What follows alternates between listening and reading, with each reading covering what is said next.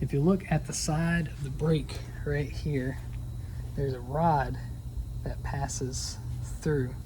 And so we're going to set the angle. You kind of have to guess at it at first. But we're going to set the angle and we're going to clamp our vice grip to the rod like that, and it'll prevent it from sliding back. Now we'll take our piece right here and open it. You see there's already a slight bend right there. We're going to line up this corner back with the brake, and then this edge we're going to line up with the outside of the apron. That's what that piece on the brake is called.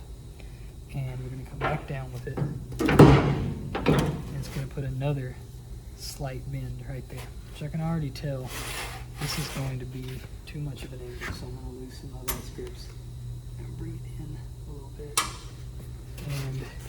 And this kind of stuff, with lighter gauge like this, we have some leniency, so I'm going to kind of flatten back out what we did there and keep going. So once you get the hang of it, you ought to be able to fold it pretty quickly. I'm getting pretty close. There's my center mark right there. And you can see we've got about a quarter of a circle. That's what you're looking for. If it's a little bit wide, you can kind of bend it up. If it's a little bit tight, you can bend it back. But that's the shape you want to look for, is a half circle or a quarter circle right there. Now that we hit our middle mark, we're going to line up the middle mark with this other corner over here. And we're going to repeat the process going this way now.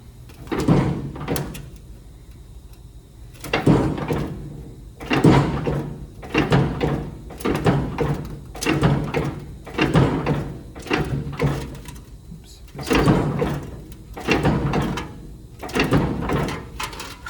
there we go. Now let's bring it over here.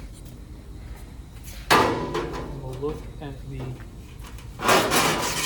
profile of the top. So you see it's a little bit wider than a half a circle, so we're just gonna kind of manipulate it in until we get a half a circle on top.